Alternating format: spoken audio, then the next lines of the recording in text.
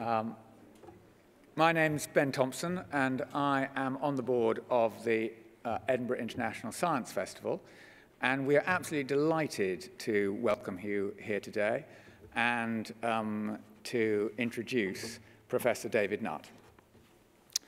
Before I start, I'd like to say this is being done jointly with the British Neuroscience Association. David was the president of the British Neuroscience Association, and he's never spoken at the Science Festival before, so we're really thrilled that he can be here today. I'm told that there are some 1,600 delegates at the conference that you've got this weekend of British neuroscientists. And for those who haven't been up to Edinburgh before over the festival, we have some 100,000 visitors to our science festival. And you should get hold of the program, because this year we have clearly identified those things in the program that are to do with the brain. So when you look through it, you'll see brain waves. So do go to some lectures. We have usually a sort of couple on the brain every day. Tomorrow we have Because You Know It's All About That Brain, and Enlightenment, Molecule, Brains, Light, and Art, both on at Summer Hall at the Meadows. And then on Tuesday, we have Ronald Dahl and the Big Friendly Neuroscientist, and the search for consciousness detecting awareness in the vegetative state. So that sounds music probably to your ears. But if you are around for the next few days, as I said, do get a copy of this, and there are some really fun and interesting lectures for you to go to. Now, I hardly feel I need to introduce David Nutt. He is currently the neuropsychopharmacologist with the chair at Imperial College, the Edmund Safra Chair, and previous to that he was at Bristol. But I think as someone who is not from your field, or this particular field, I think what has intrigued and encouraged the general public into what David has done is his ability to actually look at the evidence and challenge our preconceptions, particularly about risks and drugs, and in his slightly controversial time when he was advising the government on this matter. Now, of course, Scotland has its own devolved powers around alcohol and tobacco, so we can do some things differently from the rest of the UK. And as a 5 million population, we are prepared sometimes to be a bit bolder and a bit different than the rest of the UK, and therefore it provides a nice little microcosm to test out new ideas.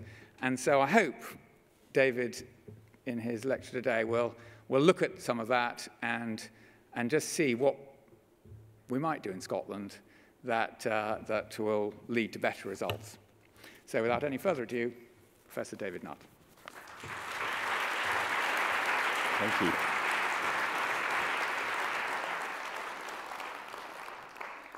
Well, thanks, Tom. It's great to be here, and it's good to see, hopefully, some Scottish people in the audience. Could you put your hands up if you're not BNA members? Okay, so this talk's really for you, the BNA people. There's not a lot of science in this, but there's quite a lot of politics and policy.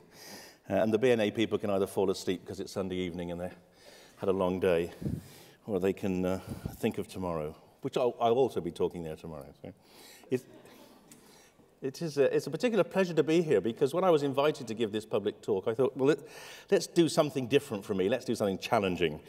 And that's what I've done. So I've decided to lay out a challenge to Scotland to essentially lead what I call the neuroscientific enlightenment. And I'll explain what I mean by those terms as I go through my presentation. I should say I've always had a very soft spot for Scotland, particularly this spot here, the Aire de Sleat. There's the ferry going across to Mallaig, and that was where I spent my honeymoon a very long time ago. Actually, it wasn't the first time I'd been to Skye. I went to Skye when I was a student, probably about 1970, and I had made the mistake of going during Glasgow Fairs Week. Some of the Scots will understand the implications of that. And going to a ceilidh on Skye during Glasgow Fairs Week is a very interesting anthropological experience because you see a kind of drinking which certainly didn't exist south of the border. And it didn't put me off the country, but it got me thinking about the challenges of dealing with alcohol when it's such a deep-seated, has such a deep-seated presence in society, particularly as a recreation. So just a few words to share with you who I am. I'm a psychiatrist, as I like to say with a name like Nutt. There are only a couple of careers in medicine, and the brain is a lot more interesting than venereology. I've been a researcher for about 30 years. I went into medicine to do research in the brain, and I've been fortunate to do that. I've had 4 children, and they're still with us. I've even got 2 grandchildren, interestingly. And the reason any of you are interested or know about me is because I was one of the government's drugs advisors for the last government. For 9 years, I chaired what's called the Technical Committee, the Scientific Committee of the Advisory Council on the Misuse of Drugs. And working with a group of experts, some of whom are in the audience today, I tried to bring evidence-based policy to bear. And I failed in that attempt and was eventually sacked for my efforts. And I'll talk a bit more about that in a minute. But the great thing about that sacking is it propelled me into the kind of public media arena. And I discovered that's actually quite addictive, so thanks again for the invite. Yeah. So let's get back to the Enlightenment. And I want to take you back to the beginnings of modern science, which was the discovery by Copernicus that the teachings of the church relating to the position of the earth and the heavens were wrong. He worked out that, contrary to those teachings, the sun did not go around the earth. In fact, the earth went around the sun. And that was seen as a massive challenge. His followers were Giordano Bruno and the famous Galileo. Bruno was actually a very modern thinker. He actually even came up with the idea that there might be a universe beyond the solar system, and might even be many universes. And because he carried on arguing his case, they decided to burn him at the stake and return his atoms to space. Galileo worked out that Copernicus was right and was given an interesting choice, recant or die, and sensibly for his family he recanted, but we now know he was right as well. But the important point about that was not just that science was being oppressed by the church, but that oppression lasted a long time. In 1616, the papal convocation decided to ban the writings of Copernicus. And that ban lasted for 150 years. And it was really the Enlightenment that overturned that ban. And as I shall show you in the course of this talk, some of the regulations, some of the bans we have on drugs, so-called illegal drugs, have been present now for over 50 years. And I will argue that they're more damaging to science, particularly to brain science, than was the banning of the writings of Copernicus. And that's something we need to change, and that's why we need a new Enlightenment. And this is one of my favorite authors, Voltaire, a source of many very pithy quotes. But this one essentially sums up what the Catholic Church felt about astronomy and what many people in authority feel about drugs. They feel that prejudices are what they use for reason. And he's right. When we think about drugs in the Western world today, we usually do it through the veil of prejudice. The Enlightenment was characterized by some of the greatest minds in history, pulling usually in the same direction. Here are some of them. And the interesting feature, one of the key features of the Enlightenment, was the development of popular knowledge around science, as characterized by Diderot's first Encyclopedia of Science, which began to define what was out there, what was known, and made that knowledge accessible to people who could read, certainly. So what about Scotland? What's it got to do with the Enlightenment? Well, the Scots have always taken a somewhat radical view, and they were very keen to sign up to Calvinism and to take a stance against papal authority. And it's that courage to stand up against these major establishment in the Western world at the time, the Catholic Church, that led to Scotland being a powerful player in the First Enlightenment. Here are a couple of very enlightened Scottish philosophers, David Hume, Adam Smith. I don't know what you think, but I think actually David Hume looks a little bit like Alex Salmond, don't you? I mean, I've been wondering about superimposing their images. But what Hume said, he said many great things. He said some very interesting things about the brain we haven't got time to go into today.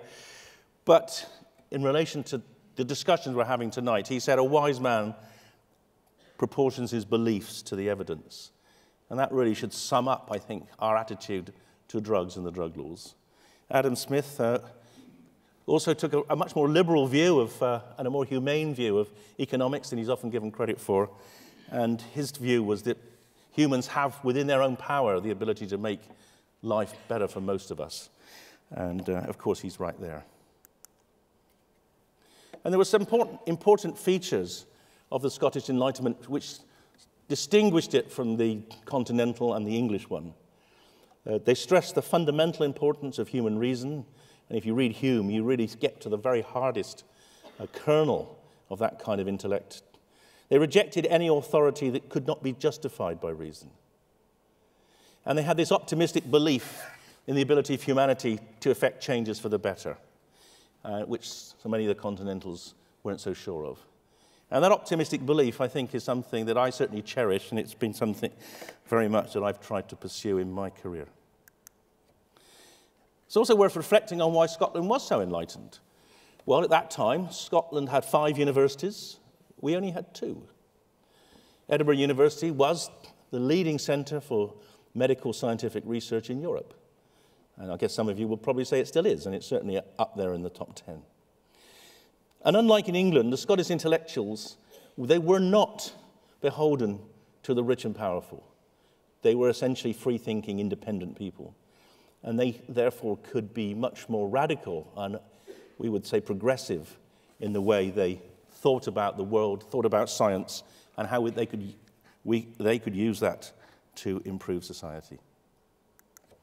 But beyond that, there were some other structural features of Scotland which made its influence considerably greater than one might have expected from the size of its population and the size of its intellectual class.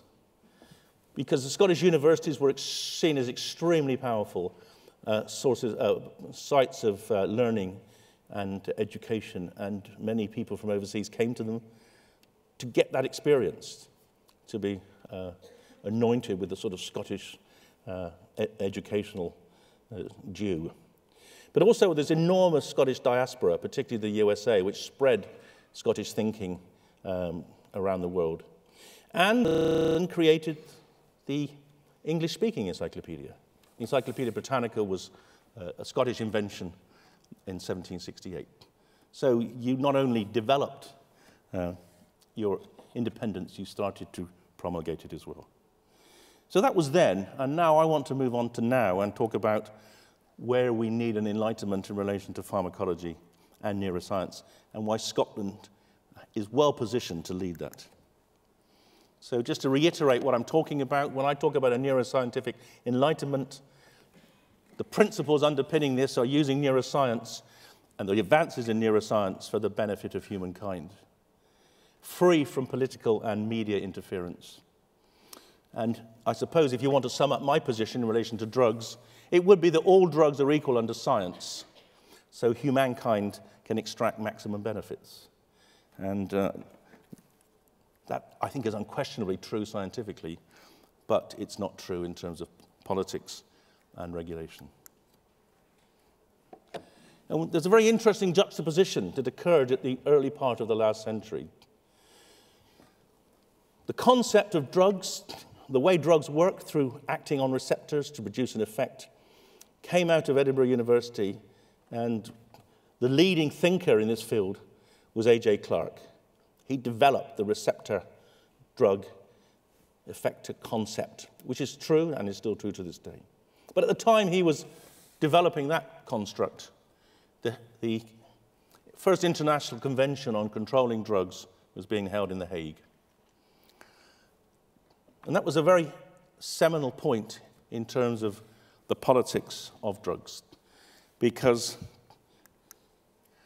it was the first conference which essentially decided there were two kinds of drugs, legal and illegal drugs. And the Hague Conference started by putting controls on opioids, and later it started putting controls on cocaine and then cannabis. But it did not put controls on tobacco and alcohol. So that was the schism between drugs that are, can be sold or legal and drugs which are illegal. But at that time, there was no definition of what a drug is, or any agreement, any principles on what grounds a drug should be controlled as either legal or illegal. And amazingly, 100 years on, there still aren't. There are no underpinning principles to the United Nations Conventions on Drugs. They don't define what a drug is. They don't say on what grounds the decision-making should be made. And therefore, they're completely unaccountable. And that's one of the reasons we have engaged in a war on drugs for the last 30 years, which has spent trillions of dollars, killed millions of people, and probably done considerably more harm than good. So what is a drug? Well, this is what a neuroscientist, this is what I like to say, this is why I went into neuroscience, because drugs are a great way of publishing. They make rats do things, and you can publish it. Of course, this is what the drinks industry is consistently trying to persuade us, that alcohol is not a drug. So if you say no to real drugs, you can then drink alcohol without getting in trouble. And this is such a powerful message that most people believe it. If you try this when you go home, speak to your parents, is alcohol a drug? And they'll say, what have you been taking? And then you say, is it a drug? And they'll say, no, it's not a drug. Yeah, it's something we drink socially. It helps lubricate food, etc. And then you could say to them, but come on, you take it because it changes your brain. It makes you feel better, doesn't it? And you might take too much. You might fall over. You might get a bit tipsy. You might even have a hangover the next day. Surely it's got to be a drug. And they'll look at you as if you're stupid. And they'll say, look, if it was a drug, it would be illegal. And this logic that if it's legal, it's not a drug, is an enormously powerful one that is cultivated with enormous effort through vast armies of lobbyists by the drinks industry. This is my preferred definition of a drug now, something a politician once used but now regrets. And Jackie Smith, a Home Secretary, who disagreed with my comparative harm analysis of ecstasy and horse riding, she said when asked the question, I smoked cannabis but didn't enjoy. And that's quite a challenging statement, really, for two reasons. The first is, as head of judiciary, she should have known that not enjoying is not a defense in court. Although it would be good if it was. But also, why would you do it? And of course, the answer, we think, was to get into the Labour Party in Oxford at the time, but we're not sure. And then David Cameron said, I did things when young I shouldn't have. We all did. And that we is the Eton we, otherwise known as the Tory front bench. And the great thing about David, being a conservative with a small c, he only did drugs which began with the letter C, and there are quite a few of those. So what I say is this, in the scientific terms, what A.J. Clark would have said is a drug is a chemical which, when taken, produces physiological changes. And in the context of discussing regulation of drugs, when we're not talking about medicines, then we're talking about changes in the brain which are usually pleasurable, but occasionally damaging. And the drug laws are supposedly there to help regulate health, to minimize harm. But there is a peculiar lack of symmetry in the way we think about the harms of drugs. And here are two people who died as a result of using drugs. The one on the left is Gavin Britton, who died a couple of years ago now. He was an Exeter University undergraduate. He was in the golf team. And after a golf match, he engaged in a drinking game, which is sadly something that many young men in sports teams do. And he lost the first round, so the forfeit was to drink. So he drank more, and therefore he was drunk, and he lost the second round, and the forfeit was to drink more. and by the end of the third round, he'd lost his life. No one's ever heard of Gavin. He was just one of the 3 people a week who die of alcohol poisoning in this country. On the other side, there's Leah Betts. Now, how many of you, hands up, who've heard of Leah Betts? Yeah, so remarkable. You know, we're looking 30 years ago. Leah Betts dies just after her 18th birthday. She took about 80 milligrams of ecstasy under the misapprehension that if she got side effects from the drug, she should drink water. Now, drinking water as a safety measure for ecstasy is only relevant if you're dancing and sweating and getting dehydrated. All she was doing was putting together her house for her 18th birthday party, her parents' house. So she drank 7 liters of water in the course of an afternoon, and she died of water poisoning. She wouldn't have died if she hadn't drunk so much water, so her death was essentially attributable to the ignorance at the time of how you should deal with the side effects of ecstasy. But the reason you all know about her is because there was an enormous advertising campaign. That's a billboard that was stuck up on the side of the roads all over the country, warning people of the dangers of ecstasy. And that was not done by the government, that was done by the drinks industry. Because the drinks industry at that time were terrified that young people were going to stop drinking alcohol and start taking recreational drugs. And they're still terrified of that.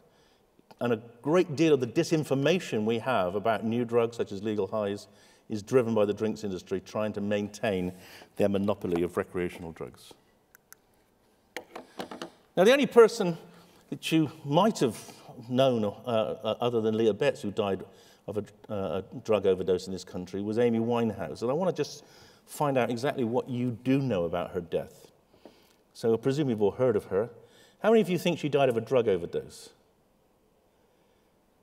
And how many think she died of an alcohol overdose? And how many think she died of both? Yeah, okay. Well, the great thing is you're all right, because she actually died of an alcohol overdose, but alcohol is a drug. But when she died, we all assumed she'd taken some interesting cocktail of old and new drugs. But in fact, at post-mortem, it became very clear all she had taken was alcohol. She drank about 1 liter of vodka. And the reason she died was because she was recovered. She met the current government's criteria for being cured of her alcoholism. She was clean or dry for 6 weeks. During that period of 6 weeks, she lost tolerance to the alcohol, and so a blood alcohol level of 450 milligrams %, which wouldn't normally have killed her, did kill her. And it'll kill young women of that age if they do drink 1 liter of vodka in a place of an hour or so. So she died as a result of being cured, as do many addicts. The whole concept of recovery, abstinence-based recovery, is one which has a fundamental flaw, which is if it doesn't work, you're much more likely to die. But that's a different story. The important message here is that she died of alcohol poisoning, and yet the majority of people in this country weren't told about that. They don't know about that. You're a very educated group. Most people assume she died of some other drug, and there's no incentive from the drinks industry to tell you the truth. If we look at deaths from drugs in the United Kingdom overall, we see that the biggest killer by far is still tobacco. 80,000 deaths a year, largely middle-aged to elderly people, lung disease, cancer, heart disease. Alcohol, 22,000, opiates about 1,000, paracetamol about 200. And the drugs that people get hysterical about, like ecstasy and cannabis, they kill virtually no one. Those vanishingly small bars on the right-hand side. So in health terms, tobacco and alcohol are the biggest killers, and I would argue that alcohol is the biggest problem because it kills young people. So why do we have such an obsession about drugs like ecstasy? Well, here's a beautiful piece of work. I don't know if Alistair's in the audience. Alistair, you here? Alistair Forsyth did a PhD in Glasgow, the MRC unit, health unit there, and in the 2000s, he went back and looked at every coroner's report in Scotland in the 1990s, and you do it better. You have a better system of recording and analysing deaths in Scotland than we have in England and Wales. So he went through every death and found all those in which a drug other than alcohol was present at the time of death. And then he went through every newspaper to see whether those deaths were reported.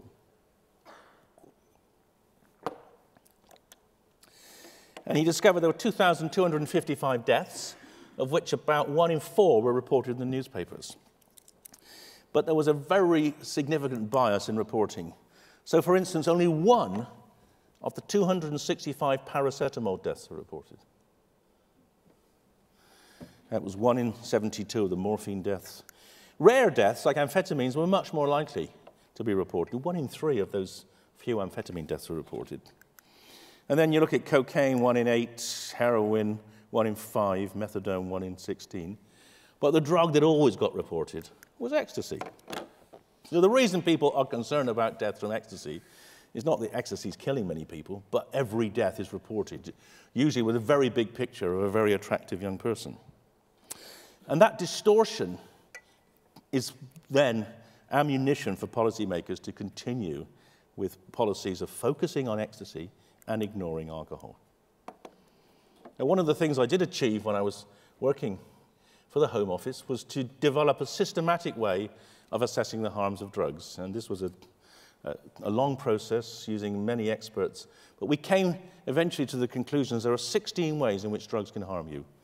There are harms to the users, 9 of those, and there are 7 harms to others. And using those 16 harms, we then assessed the relative harms of 20 drugs using a technique called multi-criteria decision analysis, which I won't go into now. But at the end of all that, we came up with this graph. And to our surprise, the drug causing the most harm in the UK was alcohol. And the reason it's got the tallest bar there is because of the scale of the red bar. The red bar is a representation of our estimate of the social harms, the relative social harms of alcohol, which are enormous. The blue bars are the harms to the user.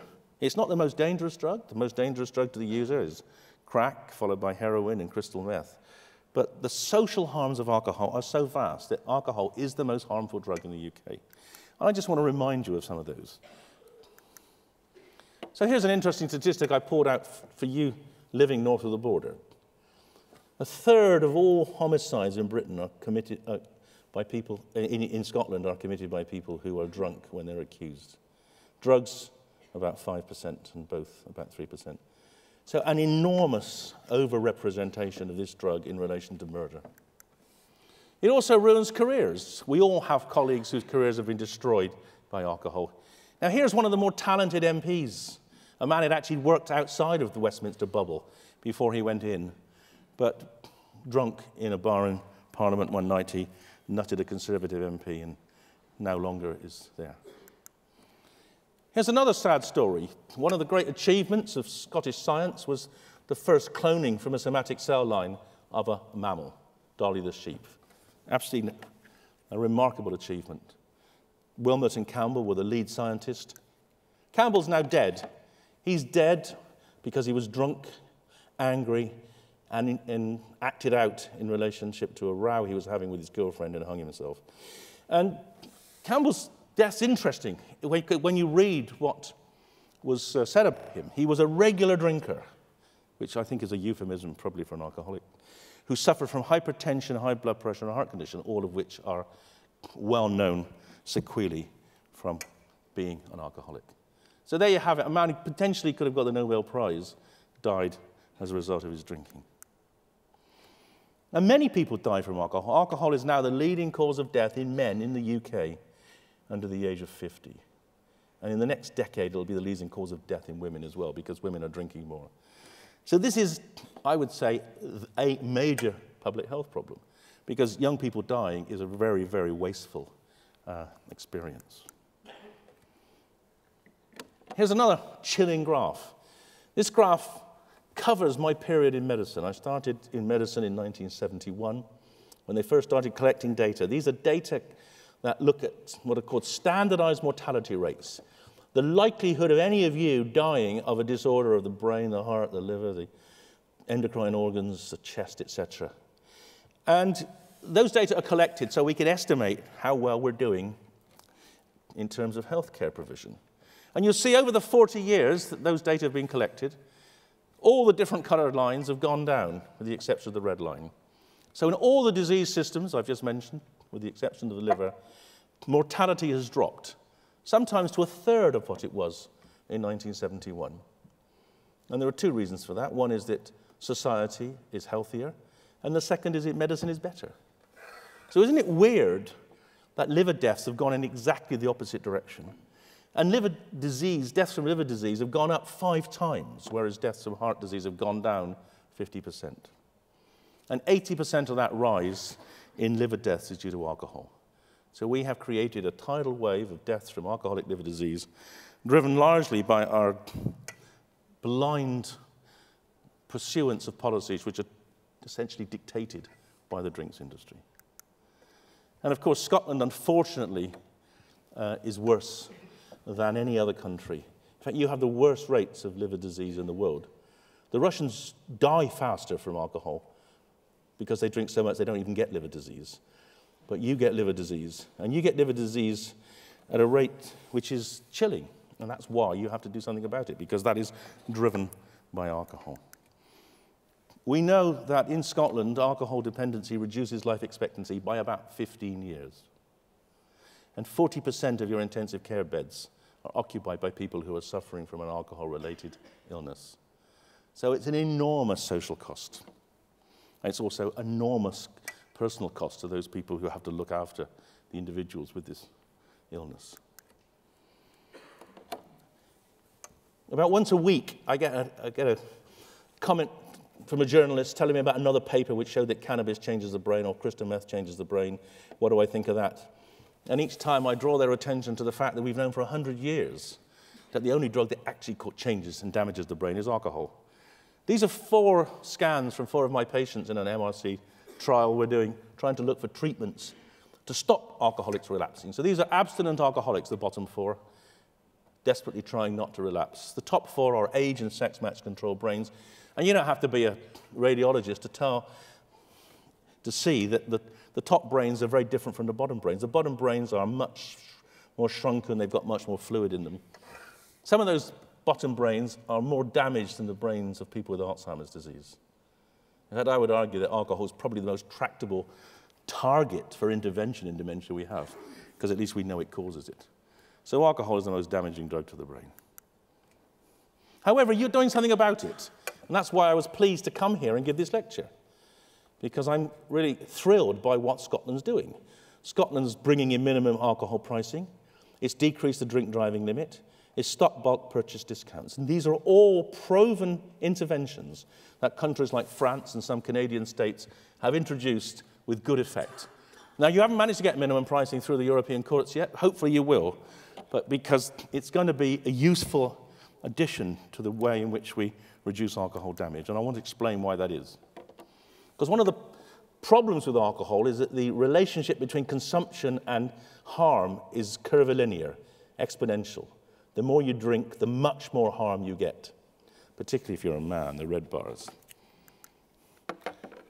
So if you're drinking 100 grams of alcohol a day, a bottle of wine a day, your likelihood of dying of an alcohol-related disorder is about 18 times that if you're drinking 10 grams a day. But if you reduce your consumption from 100 grams a day to 50 grams a day, you reduce the risk 8 times. So there's a massive gain in any kind of reduction in consumption. And that's why minimum pricing works. Because we think that minimum pricing of 50 pence a litre would lead to about a 10% reduction in consumption. But that will occur at 2 ends. It'll occur at the young people starting to drink, and it'll occur in individuals who are heavily dependent, the ones who are clogging up hospitals and intensive care units. And a 10% reduction in consumption at the high end will lead to about a 30% reduction in harms. And that translates into very significant public health gains. So that would save about 30 deaths a year, reduce hospital admissions by 4,000 a year, reduce crime volumes by about 3,500 offences a year, and save about nearly £1 billion over 10 years. So this is an enormously sensible and powerful approach. And it's outrageous that the drinks industry are taking this sensible health policy right to the European Court in an attempt to block your government bringing it through. And it's outrageous that my government has done a complete U-turn on this under pressure from the drinks industry. And we have this fundamental problem in Britain, in England, in Wales, or certainly in England, that the media are largely fueled by the drinks industry. journalists will write essentially whatever the drinks industry tell them if they give them enough to drink over lunch. And every time we have a discussion about controlling alcohol, we get articles saying, this is a nanny state, you're punishing the responsible drinker, etc. And these are lies. And I did manage a little while ago to get an article in The Spectator pointing out the falsehoods there. The truth is that the responsible drinker would actually save money with minimum pricing because they are not drinking to the point where they harm themselves. But if we reduce other people harming themselves, then we will save tax expenditure on health. And I estimated that the average responsible drinker would save £150 a year if we had minimum pricing. And if they were a higher rate taxpayer, they'd save even more. So the evidence is that everyone wins. And that message should be really shouted very loud and clear. You've also brought in a much more rational approach to drink driving. You actually just reduced the drink driving level from 80 to 50. It doesn't seem like a lot, it's a 38% reduction, but it will reduce road traffic accidents by at least a half. Again, because of this exponential relationship between alcohol levels and in the blood and accidents. So this is a really important gain, and one we would like to see translated into the England and Wales as well.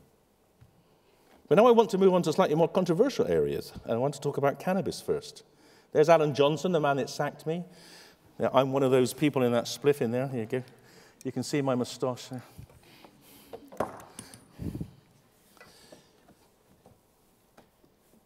Cannabis is probably the oldest medicine in the world. People have found evidence of it being used in China 2,000 to 3,000 years ago, and in Egypt as well. It was legal as a medicine in the UK till 1971, when it was banned because a couple of GPs in London started prescribing it for people to use recreationally. And for party political reasons, the government of the day decided rather than just ban the doctors, it would ban the drug to show it was being hard on drugs. And this has really been very hard on the people who would benefit from medical cannabis, people like Queen Victoria. Now, she used cannabis regularly to deal with period pains and the pains of childbirth. And sometimes I think that maybe the reason she had so many children was that she might have used it at other times as well, when she was reclining on the moors at Balmoral. As far as I know, it was never busted. Now, the hysteria about cannabis has come in the face of massive increase in use. Here we go back to 1970, when about 500,000 people in the United Kingdom have ever tried cannabis. And you can see that inexorable rise in use to the point where about 10 million people have used. And if you go into populations like university students, it's more like up to about 80% of students have used cannabis. Now, that massive increase in use of cannabis, you might imagine would have caused health problems if it was anything like as harmful as alcohol. However, as I showed you, there's almost no deaths. So why is cannabis illegal? Well, the true answer is because we wanted to help the Americans keep cannabis illegal. That was one of their main goals until a couple of years ago, so we appeased them. But how can we justify cannabis being illegal? Well, we came up with 3 arguments. One was skunk, one was driving, and one was schizophrenia. And I just want to demolish each of those in turn. So skunk is a strong THC-dominant form of cannabis, which has largely been driven by the prohibition or the making access of herbal cannabis much more difficult. And it's homegrown, hydroponics, lights, and therefore people tend to grow the strongest version possible, more bang for your buck. We have seen some ridiculous claims about skunk. We've had famous doctors saying it's 100 times more potent than hash. We've had other so-called neuroscientists say 1 spliff kills 1 million cells in the hippocampus. And others saying it's a leading cause of schizophrenia. And we've even had a Scotsman called Gordon Brown saying skunk is lethal. I don't know, is lethal a Scottish word for intoxicating? I'm not sure what that means. Certainly skunk doesn't kill you. The reality of skunk is about 15% THC.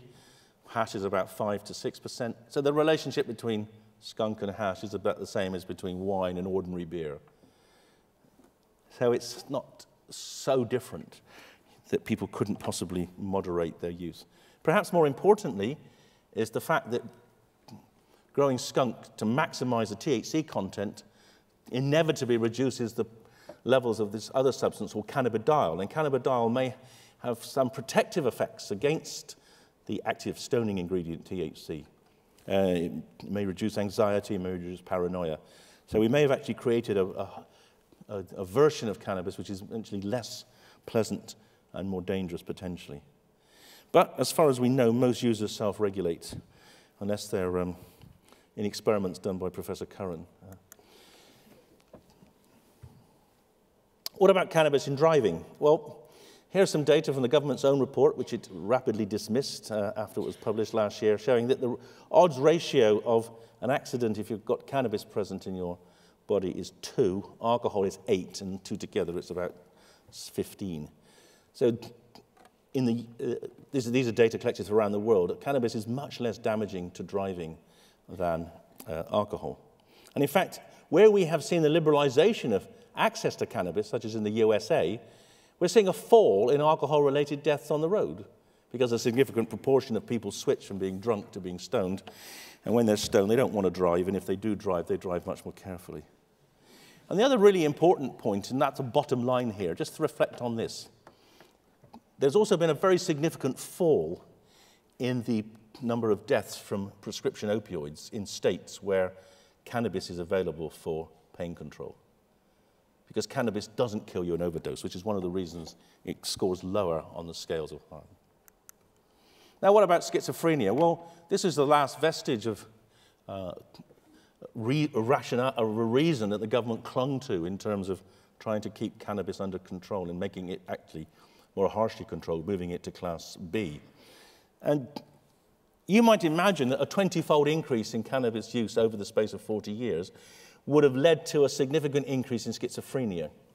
Well, we thought that would be testable. We went to the MRC GP database and looked at the incidence and prevalence of schizophrenia and psychosis over the period when that big rise in cannabis use would have expected to have translated into an increase in these disorders. And in fact, you can see there's no increase. If anything, schizophrenia is falling. Nowhere in the Western world has the increase in cannabis use translated into schizophrenia. And there's only one piece of data which goes back to 1958, the Swedish conscript study, which actually can talk about the risk. And if you take that data at face value, which we did, we said that to prevent one case of schizophrenia, you've got to stop 5,000 young men and 7,000 young women from ever smoking cannabis. Now, that is not a tractable public health approach. The investment in preventing that much cannabis use, those number of people using cannabis, is just not worth the gains in terms of schizophrenia. This is a myth. And I want to reflect on the problem of the myth of schizophrenia and cannabis from the eyes of, or from the words of Charles Darwin, who said, "False facts are highly injurious to the progress of science, for they often endure long." Now, Darwin wasn't Scottish, but he did spend his formative years here in Edinburgh University reflecting on some of the interesting perspectives that the scientists here had on in terms of biology and zoology. And there's a very interesting book you can see there, Darwin in Scotland, as the mankind evolves to carry the salt air. But beyond Darwin, you do have a very eminent cannabis expert. I don't know if he's in the audience, is he? No. But Roger Pertwee and his group at Aberdeen University are the people who have done almost more than anyone else in the world to discover the different components of the cannabis plant. They've identified over 100 different elements of the plant, each of which could potentially have significant therapeutic potential. Have they been able to develop any? No. Because the regulations in this country are so oppressive, cannabis is treated as more dangerous than heroin by the current regulations, that they haven't been able to turn any of their inventions into medicines. And most of the work now is being done in Israel and now in the USA. Wasted opportunity simply in this failed attempt to stop young people using cannabis, because the rules that stop them having access to it are applied very vigorously when scientists want to use it for research. So, one of the campaigns I have started recently is a campaign to put cannabis back into the pharmacopoeia, make it a medicine again. And that's something I think Scotland can do. You have your own health system, you should campaign to be allowed to do this. Now, arguing about cannabis was what got me sacked. Here you see the book of cannabis falling from my hand as Alan Johnson shuts me up and drags me off the podium. At the time, I was rather alone, or not. Certainly, there weren't many people speaking publicly about the comparative harms of cannabis and other drugs. But I now know I'm right, because the most important man in the world has said so. Here's Obama last year saying that cannabis is less harmful than alcohol. And this was a hugely important statement, the first time an American president had ever told the truth about drugs. And he had to do it. He had to do it to stop civil war in his country, because now about 200 million Americans have access to medical cannabis, even though the drug is illegal under the federal law. And he had to intervene to stop the feds, the DEA, destroying pharmacists which were supplying medical cannabis to these 200 million people. And he said, no, we won't do that, because cannabis is not sufficiently harmful to warrant that kind of oppressive intervention. So effectively, cannabis is now medically available in the States to most people, 2/3 of the population. And of course, it's legal recreationally in about 6 states, including Washington, D.C. So you can smoke cannabis on the steps of the Capitol now. And I would suggest to Scotland that you might take some note of what happened just across the water in the Netherlands. 30 years ago, the Dutch decided to have a rational approach to cannabis. They set up the coffee shops to stop their young people having to go to dealers and being given heroin when they wanted cannabis. They had a remarkable effect to separate the markets, but it's also had a very beneficial effect in terms of medical cannabis, and also the benefits of coffee shops in terms of tourism. And I think if Scotland went down the route of the Netherlands, a lot of benefits would accrue. You'd have medical tourism. People would come from England to get medical cannabis. They'd come in their tens of thousands. You'd have cannabis tourism. It's easier to get here than it is to get to the Netherlands. You'd have a lot less weekend violence in your town centres. It's a pleasure to walk around Amsterdam on a Friday or Saturday night. It's not a pleasure to walk around most British cities. You'd have a reduced use of prescription opioids. You'd have more pharmaceutical investment. And you'd have fewer alcohol road deaths. This would be an enormously sensible policy to introduce. What about other drugs? Well, another very, very famous and eminent pharmacologist was Hans Kostelitz, a refugee from Hungary, settled in Aberdeen, and was the man that discovered the morphine receptors in the brain.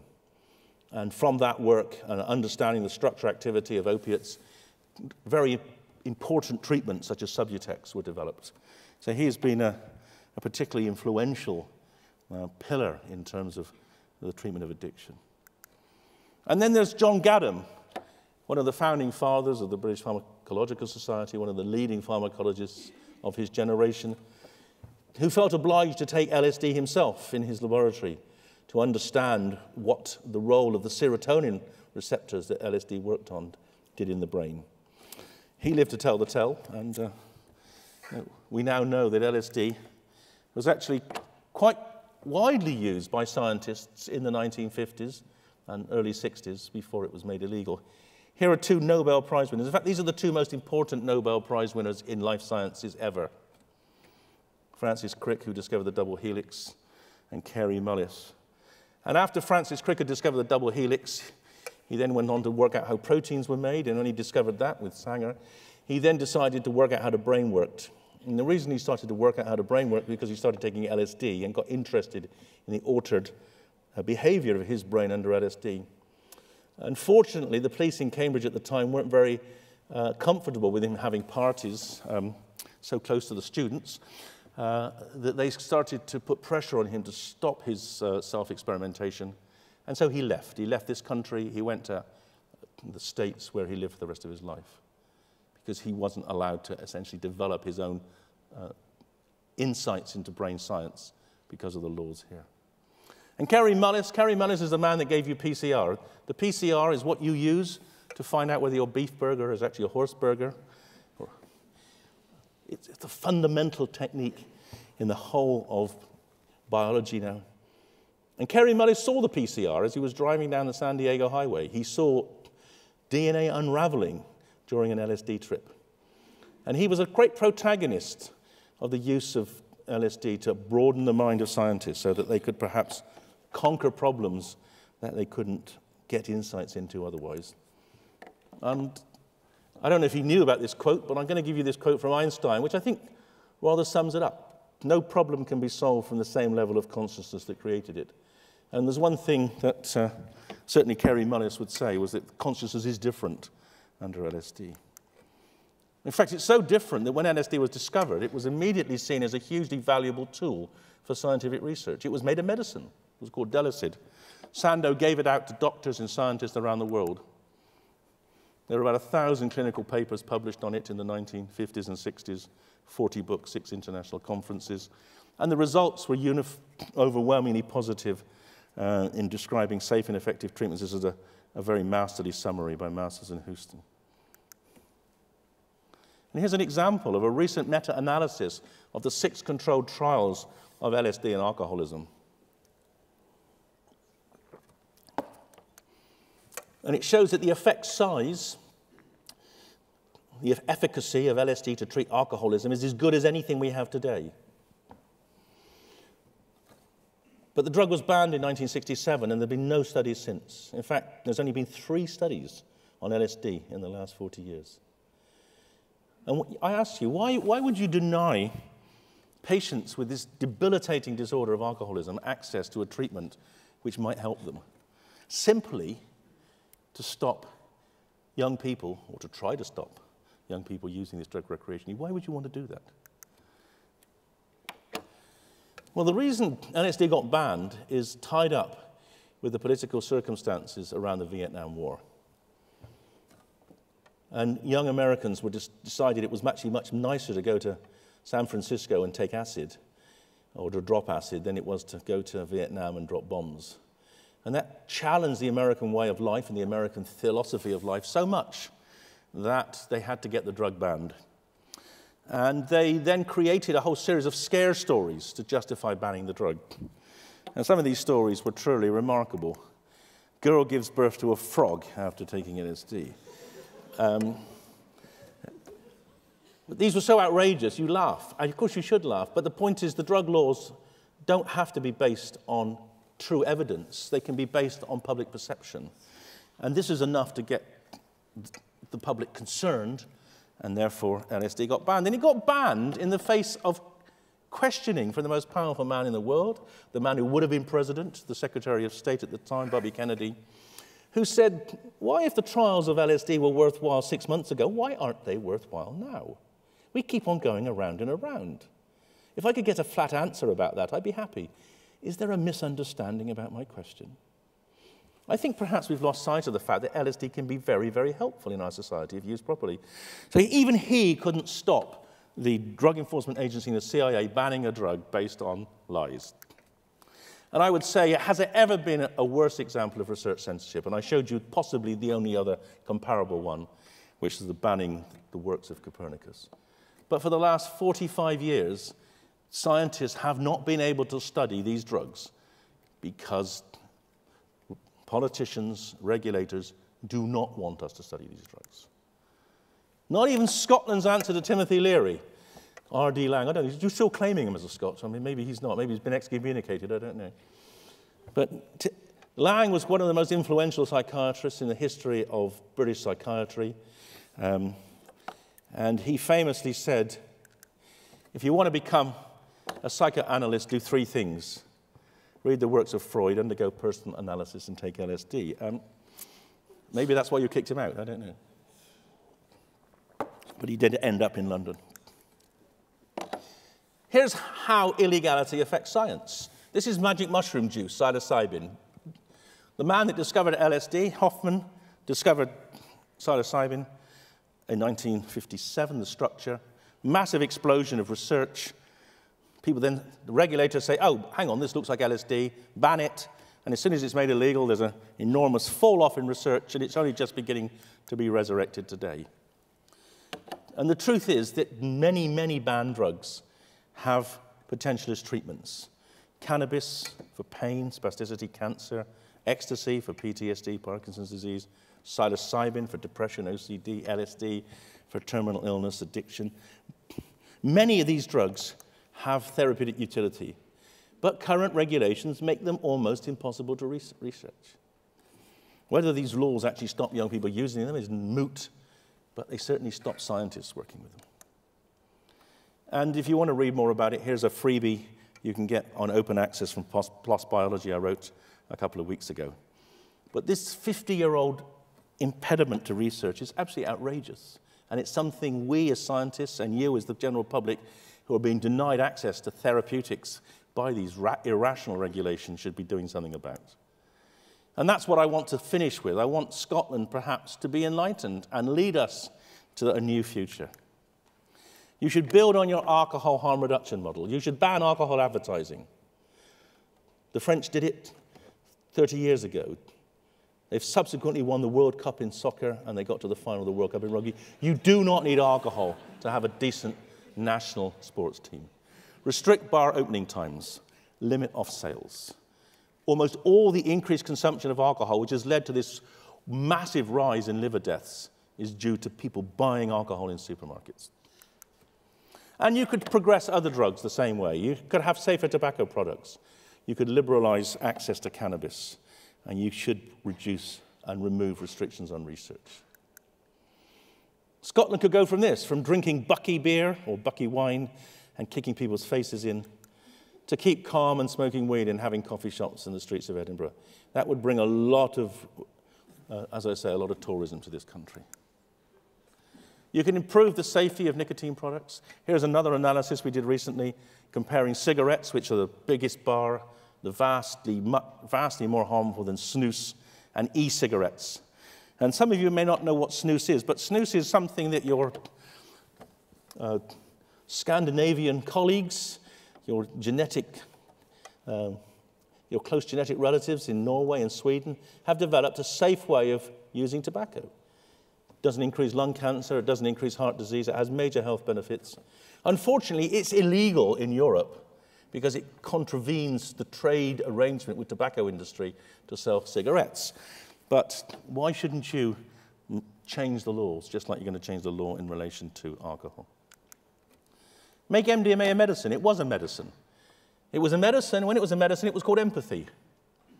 And then someone had the wise, rather sad idea of selling it as ecstasy to young people. And there's nothing politicians and journalists hate more than young people having ecstasy, because it makes them remember what they've missed all these years. And so it got banned. But it was a medicine, and it should be a medicine. There's no reason why the Scottish Medicines Group couldn't say, it is a medicine, let Scottish psychiatrists use it. And then finally, I want to just talk about my own particular target at present, which is using the power of neuroscience to make a safe alcohol. Almost all my professional career, I have been trying to work out ways of stopping people dying from drinking.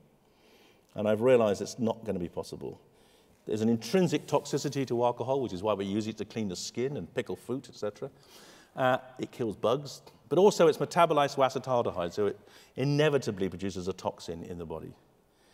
And about 10 years ago, I thought the only way out of this terrible bind was to find a safer alcohol. Now, within the compass of modern neuroscience, we can do that. We can find compounds which give you the same kind of intoxicating effect as alcohol, but which will not damage your brain or your liver or your heart. And in some cases, we could give you an antidote to sober up so you could drive home safely. It's there. We just have to invest in it.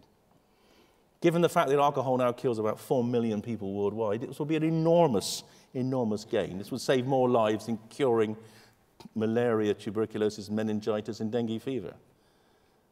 And we've got the technology. Why don't we use the technology? The reason is that people who would invest in this say, well, hang on a sec, are these drugs legal?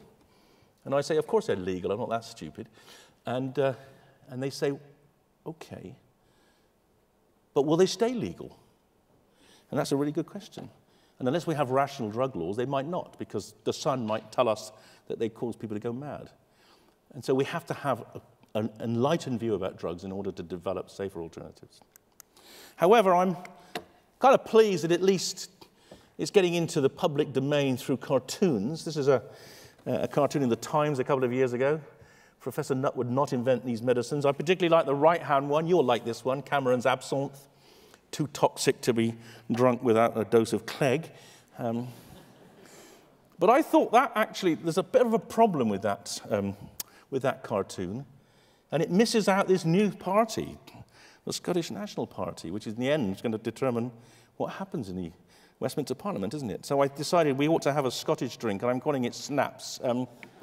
This will be a synthetic alcohol for nationalists. It's caffeine-free, mixes well with iron brew. And maybe I could get a Scottish investor to develop it with me. And this is my last slide and my final word. Now, John Stuart Mill was a great thinker of the Enlightenment. He wasn't Scottish, but he did spend 3 years as rector of St Andrews University.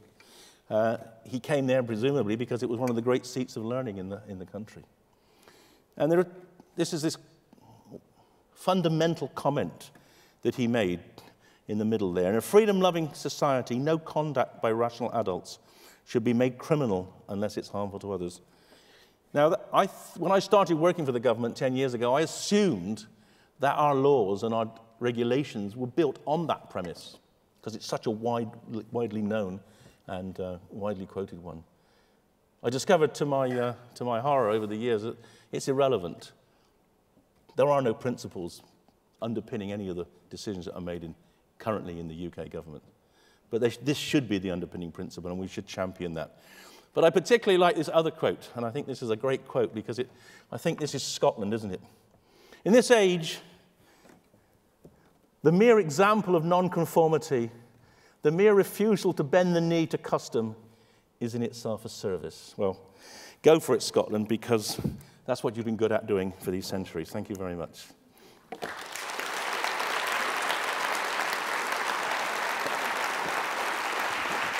I'll take the questions from here.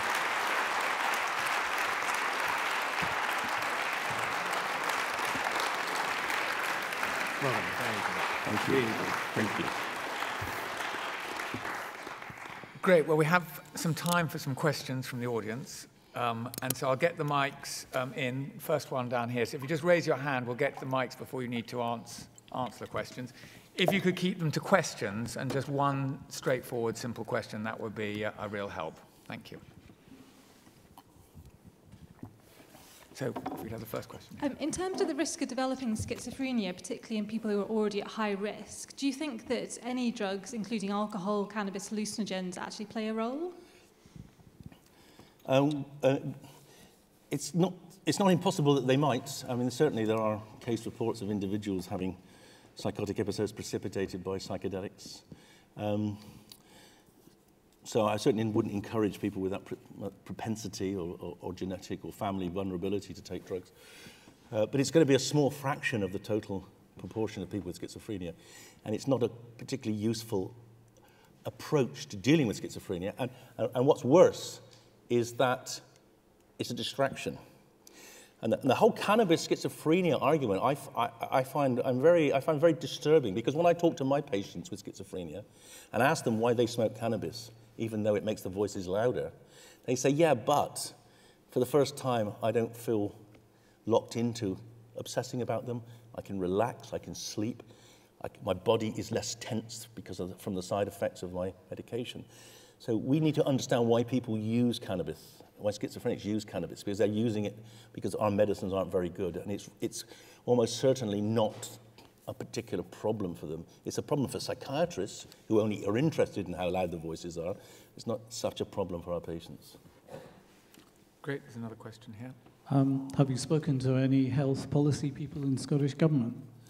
I haven't. I did have some of you may not know this, but the SNP did try, as a minority government, to bring through the minimum pricing a few years ago. And I did have a conversation with one of the advisors to the government there. I did offer my services. It wasn't taken up. And I think they probably thought you didn't need it because you were going to get into power, as you got into power, you now got the law, but you still need it in Europe. And I'd be more than happy to assist anyone in Scotland to progress this kind of topics.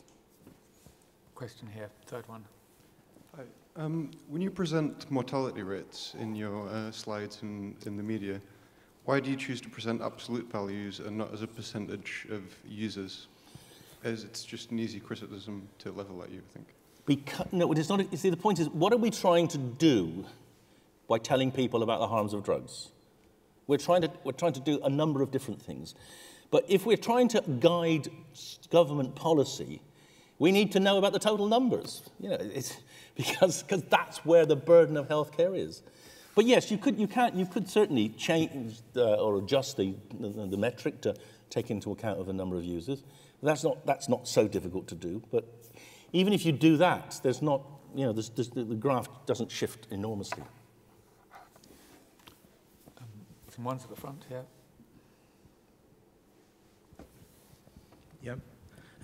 Yeah, David, you're absolutely right to celebrate the Scottish Government's action on alcohol in terms of promoting evidence-based policies on price availability and marketing. They're far away from that in relation to drug policy. I don't know how you think that can change. Well, I'm just hoping that I could flatter you into the fact you having made the evidence-based decision on alcohol, why not use that knowledge base to broaden to other drugs? It makes perfect sense. I've given you enough arguments to think about it at the very least. Why it wouldn't change? Well, that would be presumably because you're not as enlightened as I hope you are. Next question over here.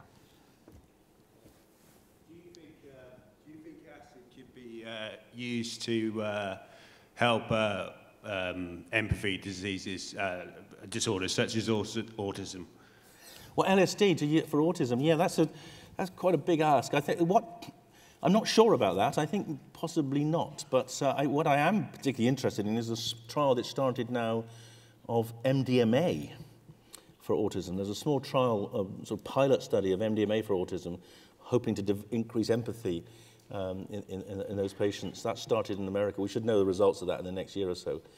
I think LSD's got more utility in relation to addiction and also end of life, helping people come to terms with dying and seeing that there's more to death than just not being here. Great. I think there's one in the front here.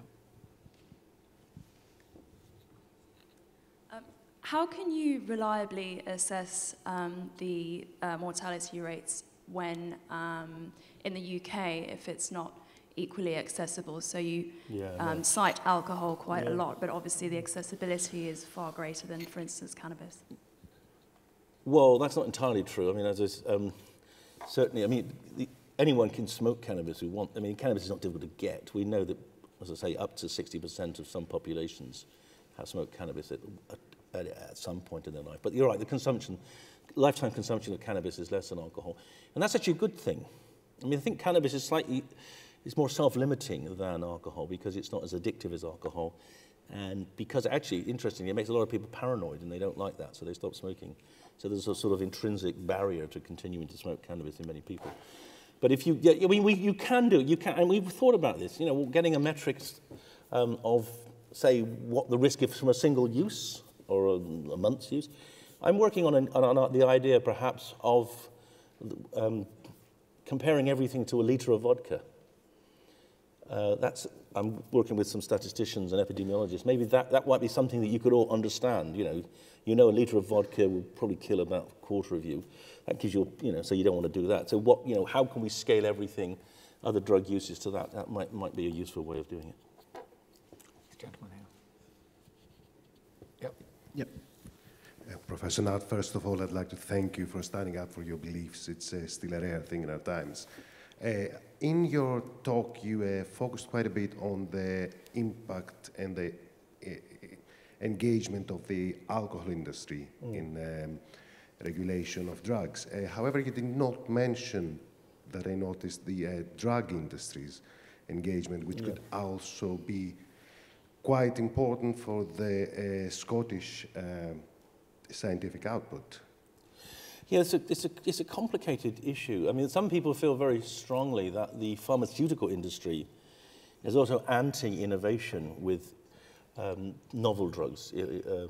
That's not entirely true. So in fact, I mean, one illegal drug which is undergoing a new kind of experience or target in treatment is ketamine, which has been around as an anesthetic and an analgesic for a while. Now it's being used as a treatment for depression.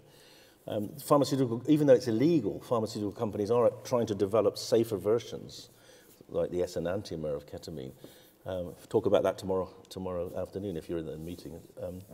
So the pharmaceutical companies they're not absolutely against it. They're not very, but the truth is, when a drug's illegal, working in the illegal space increases costs at least tenfold. So in fact, the ketamine development is being done essentially as a charitable gesture by Johnson & Johnson, because they won't make any money because of the extra cost. So if we could get drugs out of that space, out of the regulatory controls, out of the Schedule 1, then I think companies would get very interested, as they are in the US at present with cannabis. This one here, number 2. Yeah. In terms of memory loss, what's your take on that? Memory loss with cannabis use? Well, certainly being stoned all the time isn't good for your memory. So being stoned is bad for memory, just like being drunk is not good for memory. Actually, being intoxicated with most drugs isn't good for memory. The only exceptions are the psychedelics and MDMA, which don't affect memory. In the long term, though, there's not much evidence that long-term cannabis use leads to significant memory problems. And I'm hesitant here. I'm just looking at Professor Curran to make sure she's going to nod. Yeah, okay, good. But ketamine is bad in the long term for memory. So that's one of the problems of long-term ketamine use. It does impact your memory. Okay, one at the back there. Well, thanks, Dave. Since many psychoactive drugs have been banned, there's been huge progress in neuroimaging technologies. So how much of the drugs laws held back our understanding of how these drugs have an effect on the brain in terms of these new neuroimaging technologies? Oh, totally.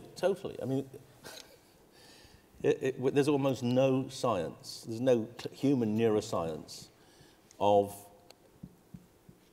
many of these drugs. So, for instance, we conducted the first ever imaging study of psilocybin in the brain. We've conducted the first UK study of MDMA in the brain. We've just finished the first ever study worldwide of LSD in the brain. But doing those, it's just enormously difficult because of the regulations. It takes 5 to 10 times longer to get permissions. It costs 5 to 10 times more than it should. And yet the results, what we've seen so far, particularly with psilocybin and MDMA, are remarkable. Again, you can go to the session tomorrow, which some of this data is being presented. They've opened up a whole new area of neuroscience. And it's a real pity we had to wait 40 years to do it, or 30, it's enormous wasted opportunities. Now, if I may, can I ask one last question, because then I think we have to round out. And that is to say, in the past, if we have a complete ban on something, it's almost counterproductive. So how far would you go towards a complete ban of alcohol to get the maximum effect of reducing what you would see as one of the most harmful drugs? Yeah. No, that would be, I wouldn't go for a complete ban. I mean, it was tried in the US, it was tried in Norway and Sweden with the temperance movements and prohibition, and it led to an enormous amount of organised crime. It created organised crime. I think the models of the French model, which reduced the sale of cheap alcohol, stop alcohol advertising, reduce the drink driving limit. That, you may not have, I didn't have time to show you on the graphs, but when I started in medicine, the French death rates from cirrhosis were 10 times ours. Now, the Scottish death rates from cirrhosis are 4 times those of France. France has transformed its approach by those 3 simple measures. And the greatest thing of all is that the French drinks industry is more profitable now than it was before, because there is more profit in expensive alcohol. So all the cheap wine producers have moved into producing quality wine. And the British drinks industry know that. They know that actually they would be probably better off if they stopped selling 8% industrial alcohol and malic acid mixtures called cider. And they did proper brewed drinks that were properly taxed. But they just can't be bothered to change their model of marketing. So they oppose any progressive developments in relation to alcohol because it's just so easy to make money doing what they're doing at present. It's easier to lie about the harms of alcohol than it is to change the policy. But those are proven policies which should be brought in, and they would work. Well, look, as John Stuart Mill said, we shouldn't bend the knee to custom. And I think we have seen time and time again, Professor David Nutt is one of those people who doesn't bend the knee to custom, and we very much welcome his evidence-based led arguments, and it's challenging to us and to politicians. So I'd like you all very much to show our appreciation. Thank you. Nice work. Thank you. It was a great lecture to put together, actually. I hadn't realised quite how in